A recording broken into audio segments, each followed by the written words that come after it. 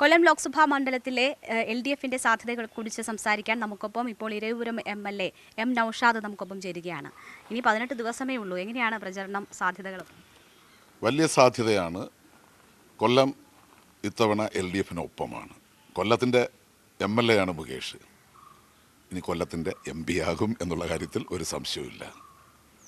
രാഷ്ട്രീയ പോരാട്ടമല്ല, അങ്ങനെ ഒരു ആളെ എതിരാളിയാക്കി നിർത്താൻ പോലും CPMനായിട്ടില്ല എന്ന ഒരു വിമർശനം NK പ്രേമചന്ദ്രൻ ഇന്ന് ഉയർത്തി. അല്ല, പ്രേമചന്ദ്രന് ആ പരാജയ ഭീതിയിൽ നിന്ന് ഉയർന്നു വരുന്നതാണ്. 2 തവണ MLA ആയ ജനം തിരഞ്ഞെടുത്ത മുകേഷിനെ അദ്ദേഹം ഇപ്പോഴും രാഷ്ട്രീയ പ്രവർത്തകനായി കാണുന്നില്ല എന്ന് പറയുമ്പോൾ തന്നെ അദ്ദേഹത്തിൻ്റെ ഒരു നിലവാരം മനസ്സിലാകും. രാഷ്ട്രീയമായിട്ടല്ലേ കഴിഞ്ഞ തെരഞ്ഞെടുപ്പിനെയും ഞങ്ങൾ നേരിട്ടത്. 2 തവണ മുകേഷ്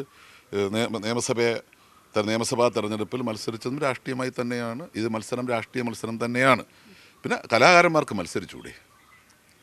കലാകാരന്മാർ മത്സരിച്ച് വിജയിച്ചിട്ടുള്ള ഒട്ടേറെ അനുഭവങ്ങൾ നമ്മുടെ മുമ്പിലുണ്ട്. അദ്ദേഹം രാഷ്ട്രീയ പ്രവർത്തകനാണ്. ഒരു കാര്യം ഉറപ്പാണ്, പ്രേമേന്ദ്രനേക്കാൾ രാഷ്ട്രീയ പാരമ്പര്യം യഥാർത്ഥത്തിൽ മുകേഷിനുണ്ട്. കാരണം ഈ കേരളത്തിലെ കമ്മ്യൂണിസ്റ്റ് പ്രസ്ഥാനം ഉണ്ടാക്കിയെടുക്കുന്നതിൽ, കമ്മ്യൂണിസ്റ്റ് ആശയങ്ങൾ ജനങ്ങളുടെ മനസ്സിലേക്ക് എത്തിക്കുന്നതിൽ KPSCയുടെ നാടകങ്ങൾ, ബ്രിട്ടീഷ് നിങ്ങൾ എന്നെ കമ്മ്യൂണിസ്റ്റ് എന്ന നാടകമൊക്കെ വലിയ സ്വാധീനം ഉണ്ടാക്കിയിട്ടുണ്ട്. അത് ഈ കേരളമൊട്ടാകെ സഞ്ചരിച്ച് ആ നാടകം അവതരിപ്പിച്ചത് മുകേഷിൻ്റെ പേരൻസാണ്.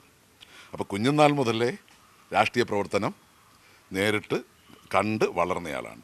16 വർഷം പഞ്ചായത്ത് പ്രസിഡൻ്റായിരുന്നയാളാണ് മുകേഷിൻ്റെ അച്ഛൻ.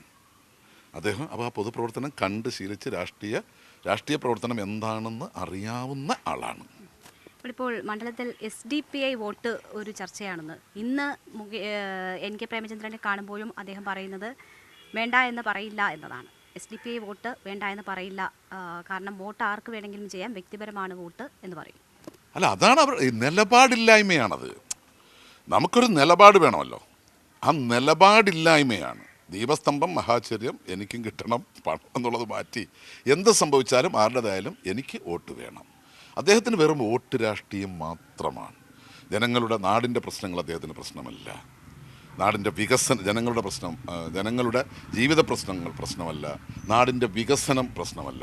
ഇതിലൊന്നും ശ്രദ്ധിക്കാത്ത വെറും വോട്ട് രാഷ്ട്രീയം മാത്രം കൈമുതലായിട്ടുള്ള ഒരു ആളാണ് പ്രേമേന്ദ്രൻ. ന്യൂനപക്ഷ വോട്ടുകൾ ഒപ്പം നിൽക്കുമെന്ന പ്രതീക്ഷ ഇത്തവണയും പ്രേമേന്ദ്രനുണ്ട്. അല്ല, ഇവിടെ മതേതരത്വവും ജനാധിപത്യവും വെല്ലുവിളിക്കപ്പെടുമ്പോൾ ഇവിടെ മതേതര വിശ്വാസികളും ജനാധിപത്യ വിശ്വാസികളും, അത് ന്യൂനപക്ഷ ഭൂരിപക്ഷത്തിൻ്റെ അല്ല, ഈ കേരളത്തിലെ ജനങ്ങൾ മതേതര വിശ്വാസികളാണ്. മതേതരത്വത്തോടൊപ്പം നിൽക്കുന്ന ജനതയാണ്. ആ മതേതരത്തോടൊപ്പം നിൽക്കുന്ന ജനത എന്നുള്ളത് കൊണ്ട് തന്നെ മതേതരത്വത്തിനെതിരായി വെല്ലുവിളി ഉയർത്തുന്ന സംഘപരിവാർ ശക്തികൾക്കെതിരായി ചാഞ്ചാട്ടമില്ലാതെ നിലപാട് സ്വീകരിക്കുന്നത് ഇടതുപക്ഷമാണ് എന്നുള്ളത് ജനങ്ങൾക്ക് നന്നായിട്ടറിയാം. അതിൻ്റെ പ്രതിഫലനം വോട്ടിൽ ഉണ്ടാകും. മുകേഷ് വലിയ ഭൂരിപക്ഷത്തിൽ വിജയിക്കും.